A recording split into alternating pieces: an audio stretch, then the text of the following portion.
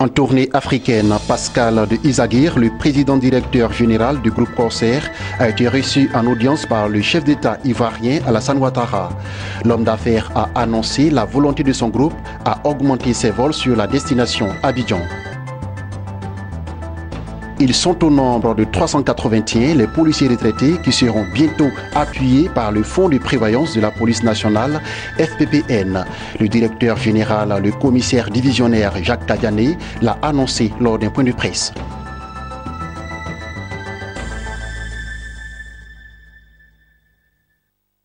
Bonsoir à tous et à toutes et bienvenue sur Business 24 Africa. Le chef d'État ivoirien, son Excellence Alassane Ouattara, a reçu ce jeudi en audience le président directeur général du transporteur aérien français Corsair. En tournée africaine, Pascal de Izagir est venu échanger sur les perspectives de coopération avec l'État de Côte d'Ivoire. Jean-Charles Sibaï et Sorochelina. Chose promise, chose due, c'est ce qui ressort de l'audience du président de la République Alassane Ouattara accordée au PDG de la compagnie aérienne Corsair. Il y a quelques années, Pascal de Izagir avait promis au chef de l'État ivoirien de faire d'Abidjan une destination majeure. Aujourd'hui, c'est une réalité. Je suis très heureux de revenir en Côte d'Ivoire et c'était pour annoncer à son Excellence le président de la République que Corsair continue à croire, bien sûr, dans le développement de la Côte d'Ivoire, continue d'investir et de se développer, puisque je suis venu annoncer une augmentation du nombre de vols. Donc, nous accélérons la montée en puissance. Nous avons aujourd'hui 4 vols par semaine. Nous aurons un 5e vol dès la fin du mois de janvier, un 6e vol courant du mois de mars, et nous serons à 7 vols, donc en vol quotidien, à partir de juillet. Voilà, donc ça c'est un engagement que j'avais pris auprès du chef de l'État. Et puis le dernier point aussi, dont je suis venu assurer le chef de l'État de tout le soutien, c'est en matière de développement du tourisme. Voilà, nous avons également discuté bien sûr avec M. le ministre des Transports, que je remercie pour tout son soutien, et puis avec le ministre du Tourisme, que le groupe TUI et la compagnie Corsair, évidemment, sont prêtes à s'engager aux côtés des autorités ivoiriennes pour développer le tourisme. Je crois qu'il y a une réelle opportunité, à travers d'abord le rôle d'Abidjan comme hub régional, puisque, voilà, compte tenu du développement et du succès que connaît le transport aérien ici en Côte d'Ivoire, et puis il y a une réelle opportunité de développement de la Côte d'Ivoire. Voilà, il y a encore beaucoup à faire, bien entendu, mais en tout cas, nous serons aux côtés des Ivoiriens pour répondre à leurs objectifs de développement. Le PDG de la compagnie aérienne Corsair avait à ses côtés le ministre des Transports et celui du Tourisme, Siandou Fofana.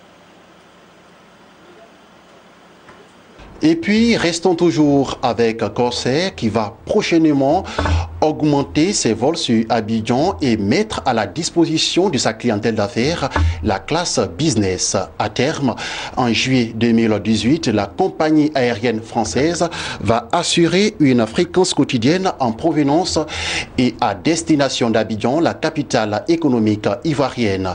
Et c'est le président directeur général du groupe, Pascal de Izagir, qui l'a annoncé.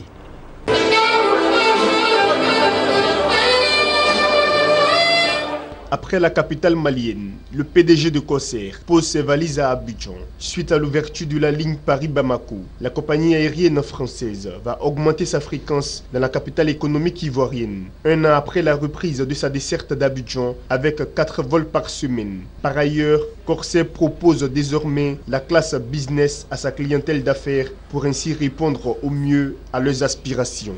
Compte tenu du succès de notre ligne Paris-Abidjan, vous savez qu'aujourd'hui on a 4 vols par semaine.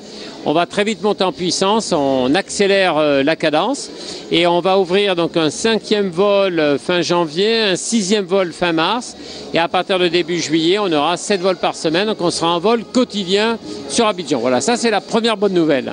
Voilà, et toujours avec des tarifs bien sûr très compétitif, parce que ça c'est un peu notre signe, notre marque de fabrique en quelque sorte. Voilà. Deuxième bonne nouvelle, c'est que maintenant nous avons une classe affaires.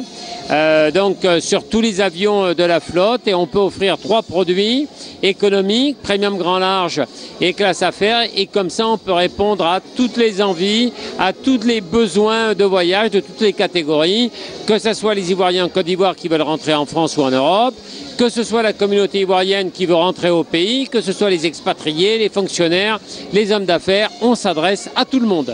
Toutes ces bonnes nouvelles ont été accueillies chaleureusement par les autorités politiques, le monde de la finance et des affaires et surtout par les acteurs du secteur touristique ivoirien. Un cadeau de nouvel an apprécié à sa juste valeur. Corsair fait bien donc de venir ici à Abidjan et d'augmenter le nombre de vols. Ça démontre aussi donc la qualité du travail qui est fait par tout le personnel au niveau de l'aéroport d'Abidjan, que je voudrais saluer pour leur professionnalisme, pour leur sérieux. Et nous allons continuer donc à travailler pour attirer davantage de compagnies. Parfois, on a des agendas qui nous obligent à effectuer un déplacement en urgence et parfois, il n'y a pas de place. Donc là, il y a une offre de place qui est beaucoup plus intéressante et c'est tant mieux. Nous sommes heureux dès l'instant où la destination peut être fréquentée régulièrement. Ça fait en sorte qu'aujourd'hui, on peut facilement atteindre notre destination depuis l'Europe. Toutes les compagnies qui arrivent sont au profit des visiteurs et des touristes en Côte d'Ivoire. Quand on voyage, c'est pour aussi généralement dépenser. Donc ce sont les premiers bénéficiaires, ce sont les opérateurs économiques du secteur, de l'hébergement, l'agence de voyage, de location de véhicules et autres. Corsair en Côte d'Ivoire, c'est 3 dates à retenir. 2013, la compagnie ouvre la ligne Abidjan-Paris. 2016, elle reprend sa desserte après un an d'arrêt momentané. 2018, Corsair lance la classe affaires avec une ambition d'augmenter sa fréquence et parvenir à assurer un vol par jour à partir de juillet prochain. Et c'était un reportage signé Lawani Babatunde et Sorochelina. Parlons à présent de prévoyance sociale. Les agents de la police nationale admis à la retraite seront accompagnés dans des projets pour participer à la création de richesses en Côte d'Ivoire. Cette annonce fait partie d'une vague d'innovation entreprise par le Fonds de prévoyance de la police nationale FPPN. Au sortir d'une rencontre avec la direction générale du Fonds international de développement de la retraite active, FIDRA, le commissaire divisionnaire Jacques Kadiané, directeur général du FPPN, a accordé un point de presse à la presse nationale et internationale.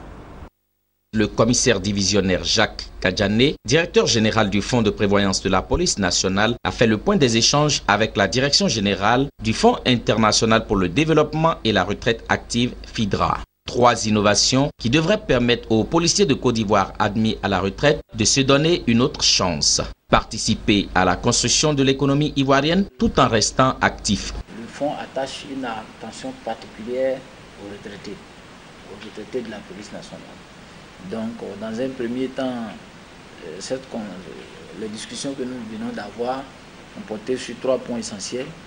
Il y avait un contrat de finance pour le financement des projets des retraités.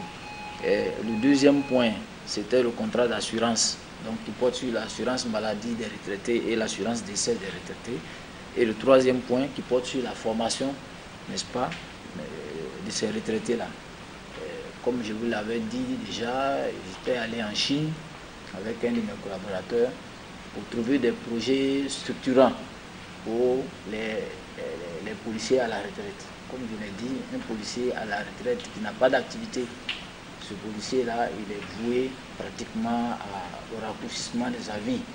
Notons que le Fonds de prévoyance de la police nationale, FPPN, ambitionne assurer les policiers admis à la retraite avec comme condition le prélèvement de 5% sur leur pension. C'était le reportage de Mon Désir Nascimento Oyefini et Richard Akeke.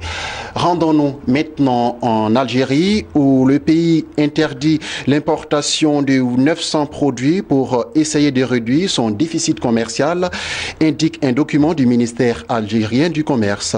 Cette interdiction qui touche les produits issus de plusieurs secteurs d'activité, notamment agroalimentation, communication, BTP, électroménager, constitue l'une des mesures prises par l'État pour rééquilibrer la balance commerciale mise à mal depuis la chute des cours du pétrole en 2014.